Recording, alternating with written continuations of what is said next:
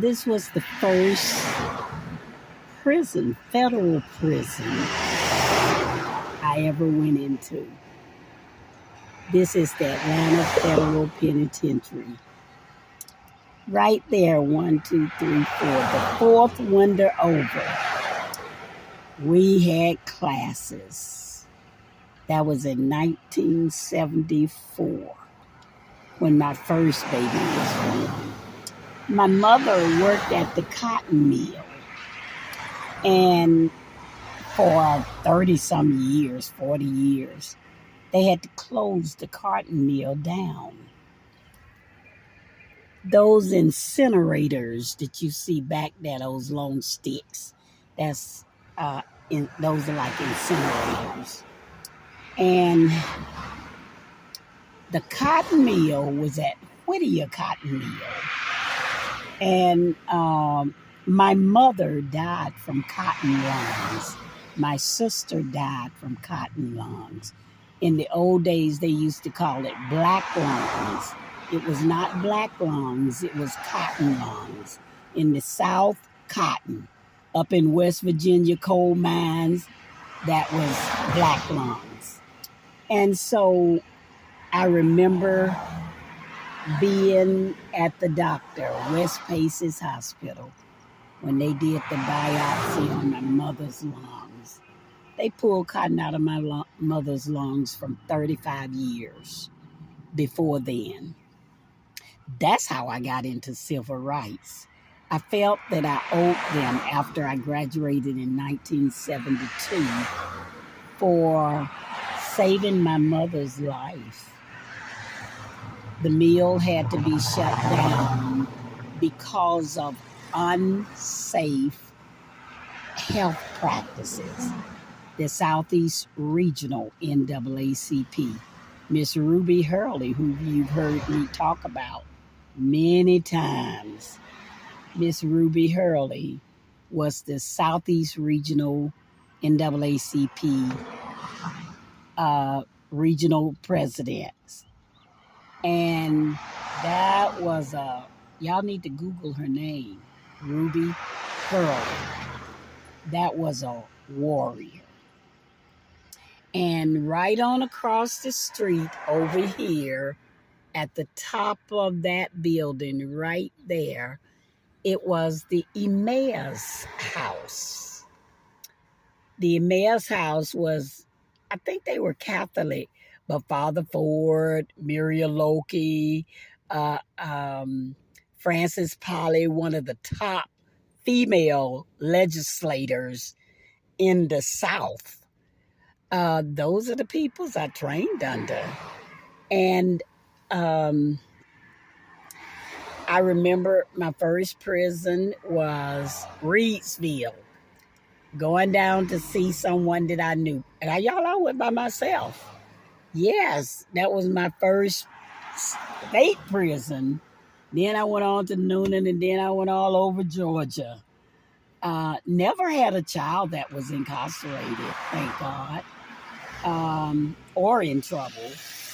And I just thank God for my work. I do thank God for my work. All of my work has been volunteer. At this prison, before judges began to order that you get your GED, they assigned me a task at this state prison with all men. I went into an NAACP meeting.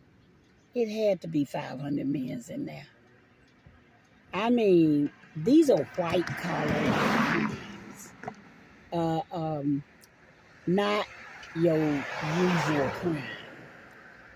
And I thought, Miss Hurley, she gotta be crazy. Why they taking me in here? I don't even know nothing about prison. But from that day, I began to set up programs for reforming people that was incarcerated. And so they needed a GED program. Sometimes you look at pictures that I post and say, that's a nice picture. Pictures mean things to me. The Apostle Julian Carter was one of the first color guards. He was one in President John F. Kennedy's funeral, one of the first black color guards behind the casket. He was behind the casket. They told me that they needed somebody to teach a class. I didn't have no degree. I didn't even have a good education too much, but from high school. But Mother Jessie Mae Taylor out of Kennesaw, Georgia, said she was Elder Jessie Mae Taylor. She said, I'll teach that class. She drove from Kennesaw, a school teacher, all the way to this state prison to start GED. So actually, that's how GED got started in the prisons, through Ruby Hurley, who contacted me, and I contacted Reverend Carter, and he contacted Mother Jessie Mae Taylor. She opened the first GED program before judges began to order them. That was in the NAACP days, before they shut the NAACP prison chapters down. That's how GED got started in the federal prison, at this federal prison. Now, you know Miss Hurley had to fight for it. Without civil rights, y'all don't know, in those days, the fight for civil rights was real hard. It was fighting for the rights of mental health, fighting for the rights of those men and women. I never worked at a federal prison with women. I always worked at a prison with men. And Jessie Mae Taylor. I worked with a lot of elite peoples, y'all. I did. And I don't know why me, but I guess why not me? But I was not educated except for Ivy Road, Mableton, Georgia. I was not educated in prison ministry and really ministry. And I read the book coming from Mother Daphne. And I read what Mother Robinson did. And God put a Mother Robinson and a Mother Daphne in Mother Mary Goss over me under Bishop Willis Payton. I was really dumb to the streets.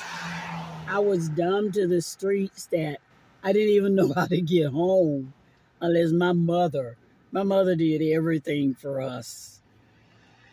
But this is the prison that I began prison ministry in 1974. I can't forget 1974, because that's when my baby was born. I was carrying him when I was coming